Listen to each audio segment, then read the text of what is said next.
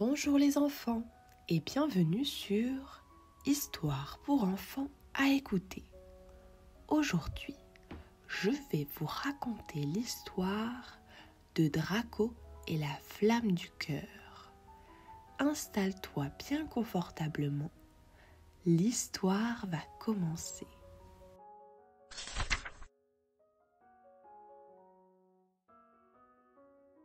Il était une fois, dans une vallée cachée au creux des montagnes ardentées, un jeune dragon nommé Draco. Contrairement aux autres dragons de son clan, Draco n'aimait ni rugir, ni voler très haut, ni même cracher du feu, car il ne savait pas encore comment faire. Les autres dragons se moquaient souvent de lui. « Un dragon sans feu, c'est comme une licorne sans corne », disait-il en ricanant. Draco, triste mais curieux, passait ses journées à lire d'anciens parchemins et à explorer les cavernes mystérieuses de la vallée. Il espérait découvrir un secret qui l'aiderait à trouver sa vraie flamme.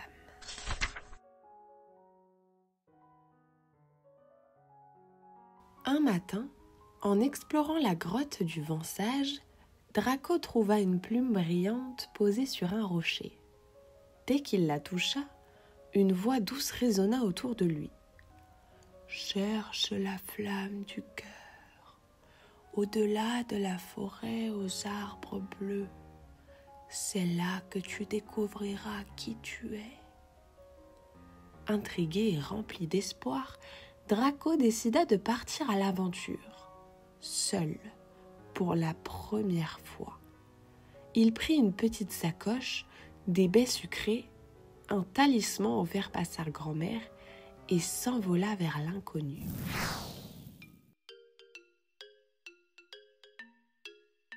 Après une longue journée de vol, Draco arriva devant une forêt étrange où les arbres étaient d'un bleu profond. L'air y était magique et des lucioles dansaient au rythme avec le vent. Mais à peine entré, Draco fut pris au piège par des lianes vivantes.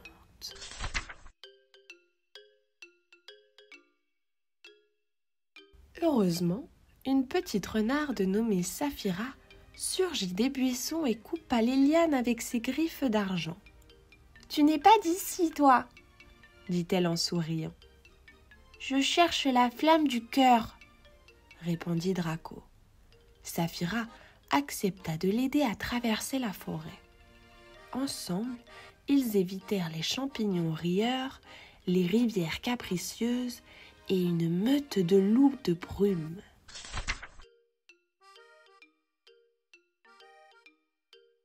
Au-delà de la forêt, ils trouvèrent un lac étrange. Quand Draco regarda son reflet, il ne vit pas un dragon, mais un petit garçon aux yeux tristes. « Qu'est-ce que ça veut dire ?» demanda-t-il. Une vieille tortue, gardienne du lac, leur expliqua.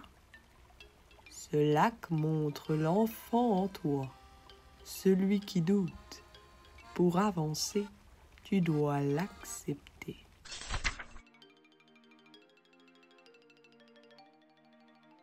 Draco plongea dans l'eau glacée, affronta ses peurs et ressortit transformé.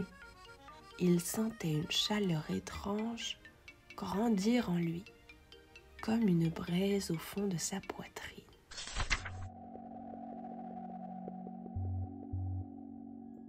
Guidés par une carte trouvée dans une grotte, Draco et Saphira grimpèrent jusqu'à la montagne des échos.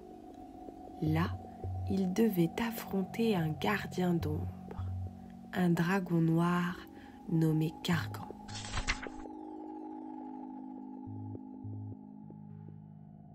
Cargan soufflait des flammes glacées et disait à Draco « Tu n'es qu'un rêveur, tu n'as pas de feu, tu n'es rien !»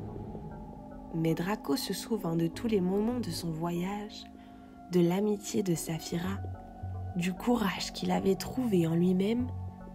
Il regarda Cargan dans les yeux et pour la première fois,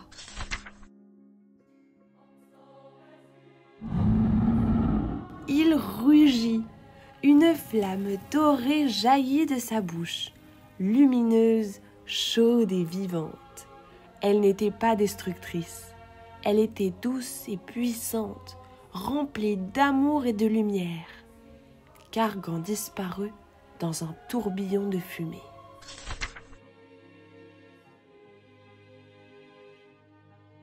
Draco revint chez lui transformé.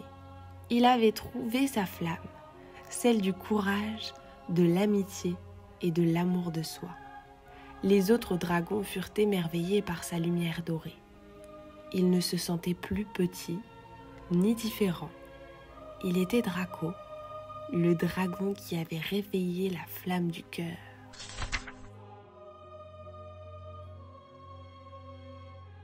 Chaque soir, Draco raconte son histoire aux petits dragons du village.